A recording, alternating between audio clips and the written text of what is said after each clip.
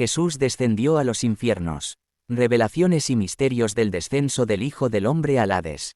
Uno de los eventos más misteriosos y a menudo poco comprendidos de la obra redentora de Jesucristo es su descenso a los infiernos, también conocido como el Seol o Hades. Esta acción divina, ocurrida entre su muerte en la cruz y su resurrección gloriosa, encierra una dimensión espiritual poderosa que va más allá de lo físico. No fue una derrota, sino una conquista. No fue una pausa, sino una batalla trascendental.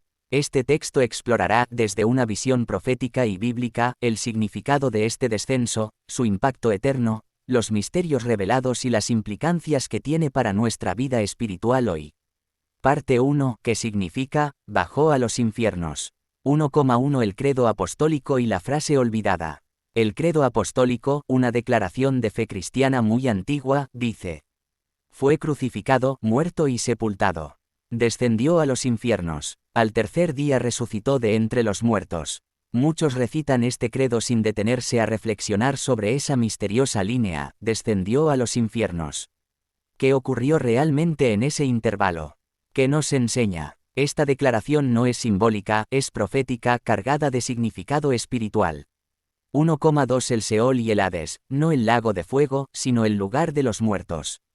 En la teología bíblica, los términos Seol, hebreo, y Hades, griego, se refieren al lugar de los muertos. Es un estado intermedio antes del juicio final. No debe confundirse con el infierno eterno Gehenna, sino con un dominio de espera, donde las almas estaban prisioneras o separadas de la gloria de Dios. Jesús, al morir, no fue directamente al Padre. Él mismo lo dijo en la cruz: Padre, en tus manos encomiendo mi espíritu. Lucas 23, 46. Pero también dijo al ladrón: hoy estarás conmigo en el paraíso. Lucas 23, 43. ¿Cómo se reconcilian estas palabras? El paraíso, en ese momento, era una sección del Seol reservada para los justos. Jesús descendió no solo para cumplir justicia, sino para traer liberación, anunciar victoria y abrir el camino al cielo. 1,3 Las escrituras que respaldan este evento. Varias porciones de la Biblia confirman que Jesús descendió a las regiones más bajas. Efesios 4, 8, 10. Subiendo a lo alto, llevó cautiva la cautividad, y dio dones a los hombres. Y eso de que subió, ¿qué es?, sino que también había descendido primero a las partes más bajas de la tierra. 1 Pedro 3, 18, 19. Cristo fue muerto en la carne, pero vivificado en espíritu, en el cual también fue y predicó a los espíritus encarcelados. Hechos 2, 27. Porque no dejarás mi alma en el Hades, ni permitirás que tu santo vea corrupción. Estas escrituras son una llave profética. Nos revelan que el descenso de Jesús fue real, necesario, y lleno de propósito divino. Parte 2. El propósito profético del descenso: conquistar, predicar y liberar. 2,1 No fue derrota, fue victoria en el mundo espiritual. Para el ojo humano, la muerte de Jesús fue una tragedia. Fue azotado, humillado, crucificado. Parecía el final, pero en el mundo espiritual, ese aparente fin fue el inicio de una obra gloriosa. La cruz fue el altar, y el descenso a los infiernos fue el cumplimiento del juicio sobre el pecado. Jesús no bajó como prisionero del infierno, él descendió como conquistador. Cada paso que dio en las profundidades fue una declaración de guerra contra la muerte, el pecado y Satanás. 2,2 La conquista de las llaves de la muerte y del Hades. En Apocalipsis 1, 18, Jesús declara: Yo soy el que vivo, y estuve muerto, mas he aquí que vivo por los siglos de los siglos, amén. Y tengo las llaves de la muerte y del Hades. ¿Qué significa esto? Que durante su descenso, Jesús arrebató la autoridad que Adán había perdido en el Edén. El enemigo tenía poder sobre la muerte, pero Cristo despojó a los principados y potestades. Colosenses 2, 15. Y despojando a los principados y a las potestades, los exhibió públicamente, triunfando sobre ellos en la cruz. Pero ese despojo no fue solo en la cruz, sino en su descenso. Allí fue donde los venció cara a cara. 2,3 Jesús predicó a los espíritus encarcelados. Uno de los momentos más profundos y enigmáticos del descenso está en 1 Pedro 3, 19, 20. En el cual también fue y predicó a los espíritus encarcelados, los que en otro tiempo desobedecieron. Aquí se abren varias dimensiones proféticas. Jesús proclamó su victoria a las generaciones anteriores, incluyendo los días de Noé. Él anunció el cumplimiento del plan de redención. No fue una predicación de salvación, sino de condenación para los rebeldes y esperanza para los justos. El Hijo del Hombre bajó para declarar el fin de una era. El velo del templo se rasgó en la tierra, y en el Seol los muros espirituales comenzaron a temblar. 2,4 La liberación de los justos, Abraham, David, los profetas. Lucas 16, 22, 26 nos habla del seno de Abraham, un lugar donde los justos esperaban la redención. Era una sección del Hades separada del tormento. Allí estaban los patriarcas, profetas y todos los que murieron en fe antes de Cristo. Cuando Jesús descendió, Él fue a liberar a los que esperaban su venida. Abraham, el amigo de Dios. Moisés, quien habló con él en el monte. David, el adorador. Isaías, Jeremías, Daniel. Efesios 4, 8 dice: subiendo a lo alto, llevó cautiva la cautividad. Esto indica que tras su descenso, los condujo hacia la presencia de Dios, algo que antes no era posible sin la sangre del Cordero perfecto. 2,5 El cielo fue abierto gracias a su descenso. Jesús mismo dijo en Juan 14, 2, 3: voy, pues, a preparar lugar para vosotros. Antes de su sacrificio, el cielo no estaba abierto a los hombres. Pero cuando Él bajó, con su propia sangre preparó el camino, y al subir, lo dejó abierto para siempre. Hebreos 9, 12. Entró una vez para siempre en el lugar santísimo, habiendo obtenido eterna redención. El descenso fue la llave que abrió la eternidad para los creyentes. Sin ese paso no tendríamos acceso al trono de la gracia. Parte 3. Las visiones proféticas del descenso, lo que vieron Isaías, David y Jonás. 3,1 Los profetas vieron lo que aún no había ocurrido. La grandeza de las Escrituras radica en que muchos de sus autores escribieron cosas que no vivieron pero que vieron por el espíritu de profecía. El descenso de Jesús al Seol no fue un evento improvisado, sino planificado desde antes de la fundación del mundo. Profetas como Isaías, David y Jonás vieron la sombra de esta verdad y lo dejaron escrito para que hoy lo entendamos con ojos espirituales. 3,2 Isaías, el Mesías que fue cortado de la tierra de los vivientes. Isaías 53, 8, 9. Por cárcel y por juicio fue quitado, y su generación, ¿quién la contará? Porque fue cortado de la tierra de los vivientes y por la rebelión de mi pueblo fue herido, con los ricos fue en su muerte. Isaías profetizó que el Mesías no solo moriría, sino que sería quitado de entre los vivientes, lo cual indica una separación total, incluso del mundo de los vivos. Esa separación fue su paso por la muerte y su descenso a las profundidades. Pero aún más claro, Isaías lo vio cuando declaró. Isaías 14, 9. El Seol abajo se espantó de ti, despertó muertos que en tu venida saliesen a recibirte. Aunque este pasaje también aplica a Babilonia, en un nivel profético apunta a Cristo, el Seol se estremeció con su llegada, pues nunca antes había descendido uno tan puro, tan justo, tan lleno de autoridad. El Hijo de Dios, vestido en gloria espiritual, descendió como un guerrero al terreno de la muerte. 3,3 David, el alma que no sería dejada en el Seol. David, movido por el Espíritu, escribió en el Salmo 16, 10. No dejarás mi alma en el Seol, ni permitirás que tu santo vea corrupción. Pedro, en su primer sermón, Hechos 2, 25, 31, dice claramente que David no hablaba de sí mismo, sino del Mesías. Jesús estuvo en el Seol, pero no fue retenido allí. Su cuerpo no se descompuso en la tumba, y su alma fue liberada por el poder divino. David vio que el alma de Cristo descendería, pero también que sería rescatada con gloria, y por esa esperanza él también confiaba en su propia redención. 3,4 Jonás, 3 días en el vientre del gran pez. Mateo 12, 40. Porque como estuvo Jonás en el vientre del gran pez 3 días y 3 noches, así estará el Hijo del Hombre en el corazón de la tierra. Jonás no solo fue un profeta rebelde restaurado, fue un símbolo viviente del descenso de Cristo. El gran pez fue la tumba, el mar fue la profundidad, y su oración desde las entrañas del abismo fue un eco de lo que Jesús experimentó. Jonás 2, 2. Desde el seno del Seol clamé, y mi voz oíste. Jonás no solo descendió físicamente, sino que vivió una experiencia espiritual de muerte, y desde allí clamó a Dios. Jesús, en su descenso, también clamó y fue oído por el Padre, lo que selló la resurrección venidera. 3,5 Otras visiones simbólicas del descenso. Ezequiel profetizó sobre las puertas del Seol abiertas y el juicio sobre las naciones. Job habló de un Redentor que se levantaría del polvo, lo cual implicaba que antes descendería al polvo con los hombres. Oseas 13:14. De la mano del Seol los redimiré, los libraré de la muerte. Oh muerte, yo seré tu muerte. Este versículo fue cumplido literalmente por Jesús en su descenso. Él fue la muerte de la muerte y el fin del cautiverio de las almas justas. Parte 4. Los efectos del descenso en el mundo espiritual, terremoto en el infierno, puertas abiertas y pactos rotos. 4,1 El infierno tembló ante la llegada del Hijo del Hombre. El infierno nunca había conocido a alguien como Jesús. Muchos hombres justos descendieron al Seol antes que él, pero todos eran aún pecadores. Cristo fue el primero en entrar sin pecado, lleno de gloria, sin ser prisionero, sino como vencedor. Salmo 24 de Julio de 10 describe este momento con lenguaje poético y profético. Alzad, oh puertas, vuestras cabezas, y alzaos vosotras, puertas eternas, y entrará el Rey de Gloria. ¿Quién es este Rey de Gloria?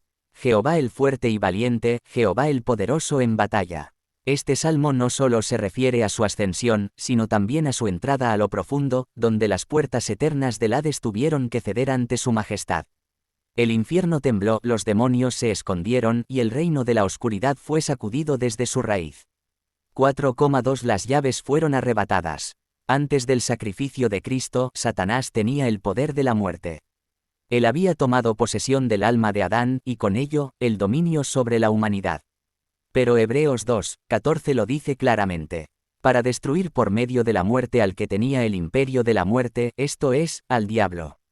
Cristo no murió como víctima, sino como instrumento de juicio. Con su muerte, le quitó a Satanás el poder legal sobre las almas humanas. Al descender, le arrebató las llaves del infierno, del Hades, y de la muerte misma.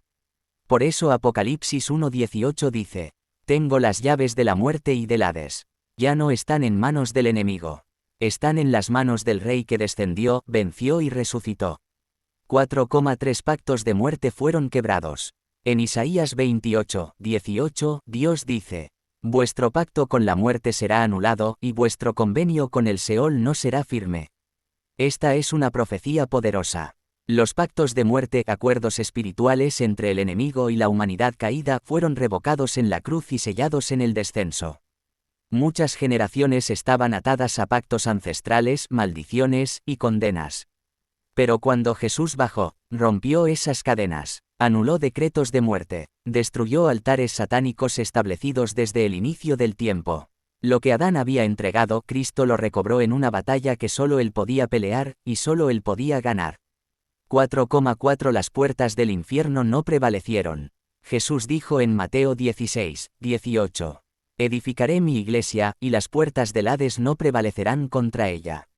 Esta frase fue una profecía directa de su futura victoria. Las puertas del Hades representan los límites que mantenían cautivas a las almas.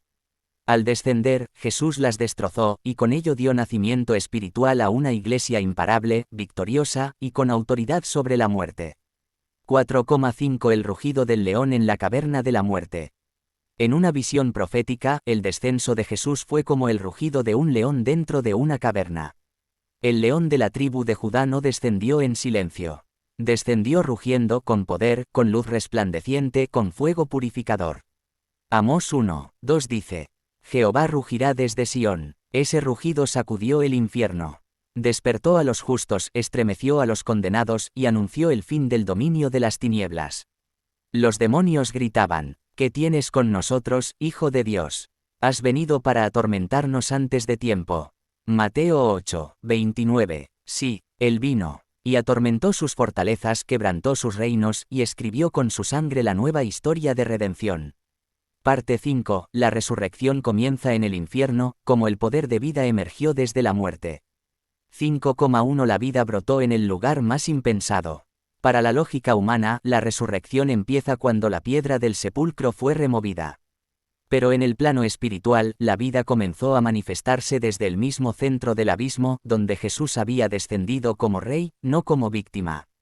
La resurrección no fue un acto repentino, fue un proceso de victoria liberadora. El infierno era considerado el lugar final, irreversible. Pero allí brotó la semilla de la eternidad. Como una raíz creciendo desde la tierra árida, la vida eterna se abrió paso en el lugar de la muerte. 5,2 El Espíritu Santo descendió al Seol. En Romanos 8:11, Pablo escribe: Y si el Espíritu de aquel que levantó de los muertos a Jesús mora en vosotros, el que levantó de los muertos a Cristo vivificará también vuestros cuerpos mortales. El Espíritu Santo no solo actuó en el cuerpo de Cristo en la tumba, sino que descendió al abismo para vivificar su ser completo. En la tumba, su cuerpo reposaba. En el infierno, su alma proclamaba victoria. Desde el cielo, el Espíritu descendió como un fuego eterno para levantarlo por completo. Jesús fue vivificado desde lo profundo, y allí comenzó el primer latido de la nueva creación. 5,3 Jesús se levantó en gloria desde abajo hacia arriba. Filipenses 2 de agosto de 11 explica que por haber obedecido hasta la muerte, Dios lo exaltó hasta lo sumo. Pero esta exaltación comenzó desde el nivel más bajo. Descendió al infierno. Se levantó con autoridad, ascendió a las alturas, se sentó a la diestra del Padre. Este fue el camino de su glorificación. Cada nivel de descenso fue una plataforma para su ascenso. Él no solo resucitó, ascendió en poder, trayendo en sus manos las llaves de los reinos invisibles. 5,4 La tumba no pudo contener el cuerpo porque el alma ya era libre. Cuando el alma de Jesús fue soltada del Hades, su cuerpo ya no estaba bajo la autoridad de la corrupción. El proceso inverso ocurrió. La vida que comenzó en el infierno subió al cuerpo en la tumba. Lo que fue vencido abajo produjo liberación arriba. Lo que fue juzgado en el abismo trajo gracia sobre la tierra. Hechos 2:24. Al cual Dios levantó, suelto los dolores de la muerte, por cuanto era imposible que fuese retenido por ella. Era imposible que la muerte retuviera al autor de la vida. No había cadena que lo sostuviera. No había sombra que lo cubriera. Él es la luz que las tinieblas no pueden apagar. 5,5 La resurrección fue el eco de la victoria que comenzó en el abismo. Cuando el ángel removió la piedra del sepulcro, Mateo 28, lo que hizo fue revelar lo que ya había sucedido en las profundidades. El rey ya se había levantado, ya había vencido, ya había proclamado el fin del reinado de la muerte. El sepulcro vacío no fue el inicio, fue el testimonio final. Lo invisible precedió a lo visible. La victoria comenzó en la guerra espiritual más profunda, donde Jesús se enfrentó al infierno y triunfó por amor a nosotros. Parte 6. ¿Dónde están ahora los que estaban en el seno de Abraham? El traslado celestial tras la resurrección de Cristo. 6,1 El seno de Abraham, una antesala de gloria, no el cielo. Antes del sacrificio de Cristo, las almas de los justos no entraban directamente en la presencia de Dios, sino que eran retenidas en un lugar llamado el seno de Abraham. Lucas 16, 22, 23. Era una sección del Seol, separada del tormento, donde reposaban los fieles que habían muerto esperando la promesa. Estaban allí, Abel, el mártir inocente. Enoc, que fue trasladado, pero cuyo testimonio aún se escuchaba. Noé, Abraham, Moisés, Samuel, David. Los profetas, los patriarcas, los temerosos de Dios. Todos estos murieron sin recibir la promesa, pero la vieron desde lejos. Hebreos 11, 13. Ellos sabían que el Mesías vendría, y confiaban que Él los sacaría de allí. 6,2 Cristo desciende, y se revela a los justos. Cuando Jesús descendió al Seol, no fue solo a confrontar a los demonios, sino a presentarse ante sus siervos antiguos. El seno de Abraham se iluminó con una gloria que nunca había conocido. Imagina el momento eterno. Moisés, que vio la zarza ardiendo, ahora ve al fuego eterno encarnado. David, que profetizó al Mesías, ahora ve a su Señor frente a él. Abraham, que creyó sin ver, ahora ve al Cordero verdadero. El silencio fue roto con un grito de victoria. Jesús declaró: he vencido. La sangre ha sido derramada. La promesa ha sido cumplida. Vámonos. 6,3 El paraíso es trasladado al cielo. Antes, el paraíso estaba en las profundidades de la tierra. Pero ahora Cristo lo eleva. Efesios 4 de agosto de 10 dice: subiendo a lo alto, llevó cautiva la cautividad, y dio dones a los hombres. El que descendió, es el mismo que también subió por encima de todos los cielos. ¿Quién era la cautividad? Las almas justas que esperaban redención. Cristo las llevó con él, ascendiendo en procesión celestial. Ya no están en el seno de Abraham. Ahora están en el tercer cielo, en la presencia del Padre, como dice Pablo. 2 Corintios 12, 2, 4. Conozco a un hombre en Cristo que fue arrebatado al paraíso. El paraíso ya no está abajo. Está arriba, en la gloria. Jesús lo trasladó con su victoria. 6,4 Un desfile de almas victoriosas. En su ascensión, Cristo fue escoltado por millares de ángeles y detrás de él, una procesión gloriosa de almas redimidas. Fue el desfile de la victoria donde cada uno fue presentado ante el trono del Padre como primicias de su conquista eterna. Salmo 68, 18. Subiste a lo alto, llevaste cautiva la cautividad. Fue el desfile del Hijo que no vino solo a salvarnos individualmente, sino a liberar una generación entera de fieles del pasado. 6,5 Ahora el cielo está abierto a todos los redimidos. Después de esa gloriosa ascensión, el acceso al Padre fue abierto. Ahora, cada redimido que muere en Cristo va directamente a su presencia. 2 Corintios 5, 8. Ausentes del cuerpo, pero presentes al Señor. Gracias a la obra de Jesús en el infierno, el cielo está abierto. Gracias a su descenso, la muerte ya no es un muro, sino una puerta. Parte 7. La victoria sobre la muerte y el infierno, lo que significa para nosotros hoy el descenso de Cristo. 7,1 La muerte ya no tiene aguijón para el creyente. Jesús no solo descendió, venció y resucitó para sí mismo. Lo hizo por nosotros. Su victoria se volvió nuestra herencia. Por eso Pablo proclama con gozo. 1 Corintios 15, 55, 57. ¿Dónde está, oh muerte, tu aguijón? ¿Dónde, oh sepulcro, tu victoria? Mas gracias sean dadas a Dios, que nos da la victoria por medio de nuestro Señor Jesucristo. Ahora, el que cree en Cristo no teme la muerte, no es esclavo del infierno, no vive bajo condenación, somos libres eternamente cubiertos por la sangre y firmes sobre la roca que venció al abismo. 7,2 Tenemos autoridad sobre todo poder del enemigo. Jesús declaró, toda potestad me es dada en el cielo y en la tierra, Mateo 28, 18. Y luego dijo, he aquí, os doy autoridad. Lucas 10, 19. ¿Qué autoridad nos dio? La misma con la que él descendió y venció. Autoridad para romper cadenas. Autoridad para sanar, liberar y resucitar lo muerto. Autoridad para declarar libertad donde hay esclavitud. No vivimos oprimidos. Vivimos como embajadores del reino caminando en el poder de aquel que descendió a lo más profundo para que nosotros nos sentemos con él en lo más alto. Efesios 2, 6. 7,3 Somos portadores del mensaje de victoria. El Evangelio no es solo un mensaje de amor, es un anuncio de conquista. Cada vez que predicamos a Cristo, le recordamos al infierno su derrota. Somos trompetas que suenan desde la tierra proclamando la victoria del que descendió y venció. Romanos 10, 6, 7. ¿Quién subirá al cielo? ¿Quién descenderá al abismo? La palabra está cerca de ti. Ya no necesitamos subir o bajar. Él ya lo hizo por nosotros. Ahora solo debemos creer con el corazón y confesar con la boca para vivir su poder aquí y ahora. 7,4 Nuestra fe no es vacía, hay un reino que espera. Porque Jesús venció la muerte, hay esperanza más allá de esta vida. La muerte no es el fin. Para nosotros es una transición gloriosa hacia la presencia de aquel que descendió al infierno para llevarnos al cielo. Juan 14, 3. Vendré otra vez y os tomaré a mí mismo, para que donde yo estoy, vosotros también estéis. Aleluya. Él no solo descendió y ascendió, vendrá otra vez a buscar a los suyos. 7,5 Vivamos como hijos del Rey que venció el abismo. Si Cristo venció el infierno, ¿cómo no venceremos nosotros las pruebas de esta vida? No estás solo, Él descendió para encontrarte en lo profundo. No estás vencido, Él llevó tu vergüenza al abismo y la sepultó. No estás olvidado, Él resucitó para interceder por ti. Camina en luz, ora con autoridad, vive con propósito. Eres hijo de la victoria, hijo del Rey que descendió para darte vida.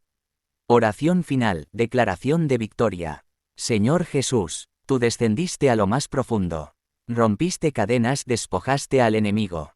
Y abriste un camino de gloria. Hoy declaro que la muerte no tiene poder sobre mí. El infierno no me puede tocar. Porque estoy sellado por tu sangre y levantado contigo. Caminaré en victoria, viviré con propósito, y anunciaré con valentía que el infierno fue vencido. Por aquel que vive para siempre. Jesucristo es el Señor de los vivos y de los muertos. A Él sea la gloria por los siglos de los siglos. Amén.